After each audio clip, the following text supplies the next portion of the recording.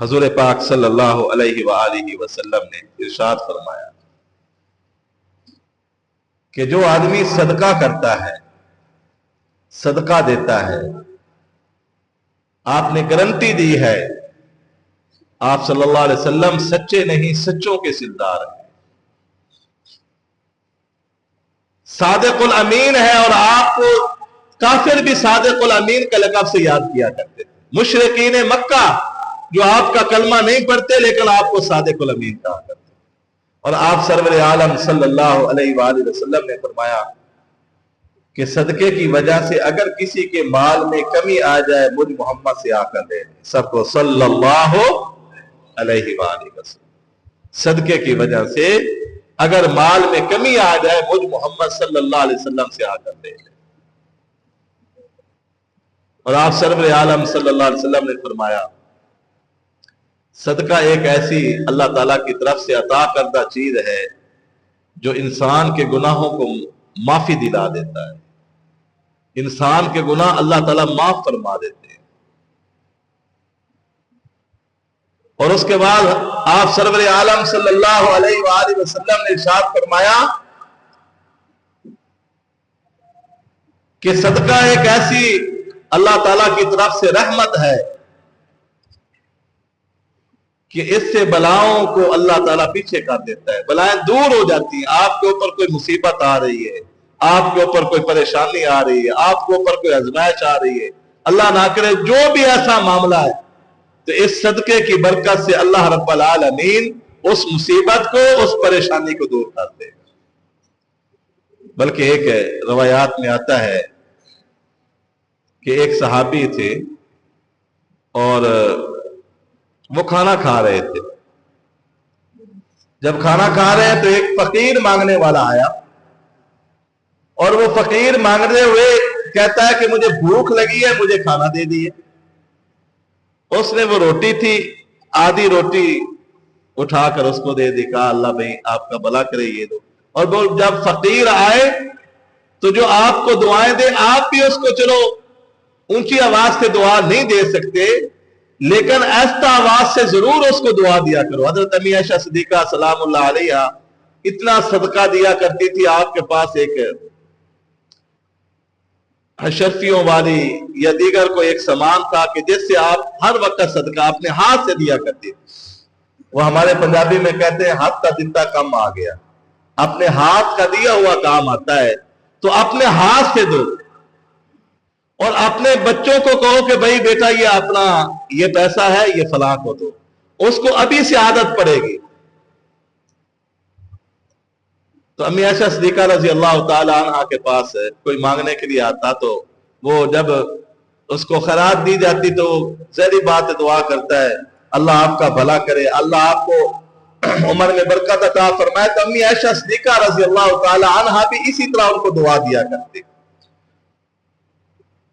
کسی نے پوچھا امی جی آپ بھی ان کو دعا دیتی ہیں، حالانکہ وہ آپ تو ان کو پیسے دیتی ہیں صدقہ، تو آپ نے فرمایا کہ اللہ تعالیٰ کا حکم ہے کہ جو کوئی تمہارے ساتھ اچھائی کرے اس کے ساتھ اچھائی کرو۔ اس نے مجھے دعا دی تو اس اچھائی کے ساتھ میں نے اس کو اچھائی دی ہے۔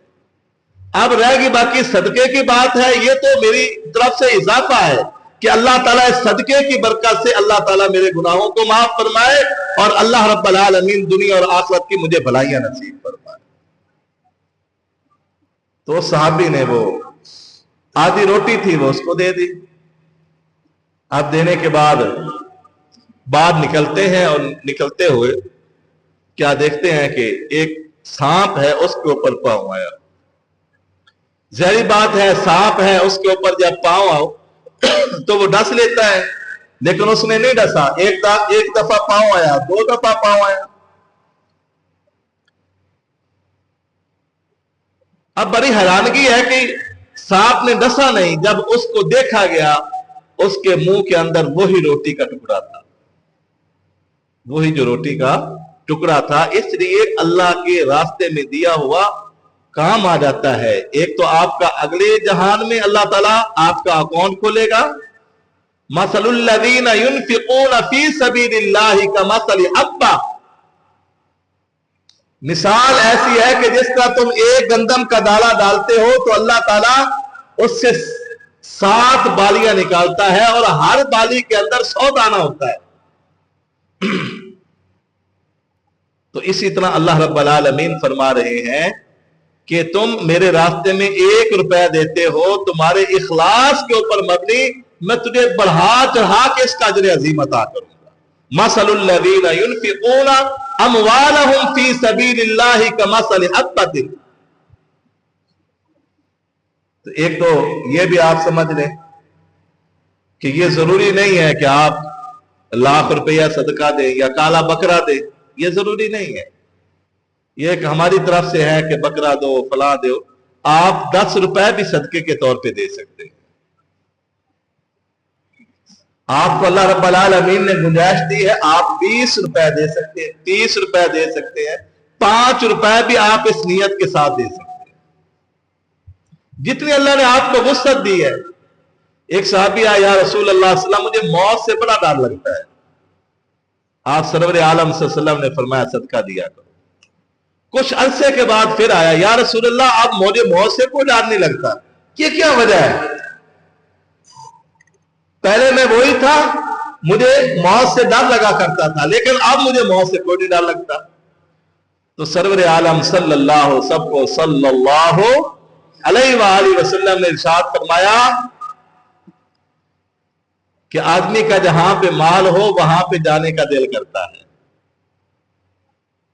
جہاں پہ آدمی کا مال ہو وہاں پہ جانے کا دل کرتا ہے، اگر مال نہ ہو وہاں پہ جانے کا دل نہیں کرتا۔ آج میری یہاں پہ کوٹھی ہے، بنگلہ ہے، گاڑیاں ہیں، فلاں، میرا آگے جانے کا دل نہیں کرے گا، لیکن اگر میں نے آگے کچھ بھیجا ہوا ہے تو میرا آگے جانے کا دل کرے گا۔ اس لیے یہاں کا بھی اچھا سے اچھا انتظام کرو، لیکن یہاں کی زندگی 60 سالہ 70 سالہ وہ بھی کسی کو نصیب ہوتی ہے۔ مولانا اشرف شاہ صاحب تھے رحمت اللہ علیہ، بریلوی مسلک کے عالم تھے، ان کا بھی جنازہ ہوا ہے، بہت معتدل آدمی تھے۔ تو وہاں پہ ہم نے جنازہ پڑھا تو جہاں پہ ان کا جنازہ تھا 1 سال کے بچے کا بھی جنازہ تھا۔ تو یہ آنے کی ترتیب ہے، جانے کی کوئی ترتیب نہیں ہے۔ اس لیے آپ نے کوشش کرو کہ اپنے آگے والا معاملہ ہے اس کو حل کرو۔ تو اس لیے حضور پاک صلی اللہ علیہ وآلہ وسلم نے ارشاد فرمایا ایک بات کہ صدقہ دیا کرو، نیت تمہاری اچھی ہو۔ ہمارے نقشبندیہ کے بزرگ تھے، بیت اللہ میں بیٹھے ہوئے تھے، اور ایک آدمی نے سوال کیا کہ حضرت کس کو دینا چاہیے؟ آج کل عام طور پہ لوگ پھرتے ہیں اور جناب والا بروپیے لوگ بھی پھرتے ہیں ہر قسم کے، تو اب کن کو دینا چاہیے؟ تو ہمارے حضرت نے جواب دیا کہ بھلا یہ بتا کہ اللہ تجھے رزق دے رہا ہے، تیرا کوئی عمل ہے جو اللہ تجھے رزق دے؟ تیرا کوئی عمل ہے کہ اللہ تعالیٰ تجھے رزق دے؟ اس نے کہا جی حضرت عمل تو نہیں ہے، یہ تو اللہ تعالیٰ کا فضل ہے، ذالک فضل اللہ یؤتی من یشاء۔ مجھے اور آپ کو پتا ہے کہ ہمارے عمل نہیں ہے کہ اللہ ہمیں رزق دے، یہ تو اللہ تعالیٰ کا فضل ہے کہ اللہ رب العالمین نے مجھے اور آپ کو محتاج نہیں کیا۔ تو فرمایا اسی طرح جو بھی آئے کسی کو جھڑکنا نہیں ہے، کسی کو ٹرچر نہیں کرنا، کسی کی بے عزتی نہیں کرنی ہے، جو آپ کے پاس ہو اس کو دے دو، جتنا ہو، جو اس پہ توفیق ہو وہ اس کو دے دو، لیکن کسی کو ایسی بات نہیں۔ ہاں اصلاحی طور پہ اگر تم بات کرنا چاہتے ہو تو علیحدگی میں اس کو کہہ دو۔ مثلا آج کل جوان لڑکیاں مانگتی پھرتی ہیں، بیٹا اس طرح یہ آپ کے لیے مناسب نہیں ہے، آپ کے کہنے کی وجہ سے اس نے چھوڑ نہیں دینا، لیکن آپ کا فرض ادا ہو گیا۔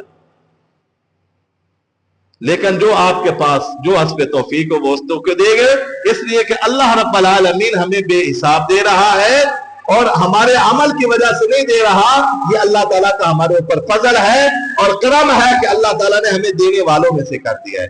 اس لیے سب سے پہلی جو حدیث آپ صلی اللہ علیہ وسلم نے فرمایا کہ صدقہ دیا کرو، اور صدقے کی وجہ سے اگر کسی کے مال میں کمی آئے، مجھ محمد صلی اللہ علیہ وسلم سے آ کر مال کو لے لینا۔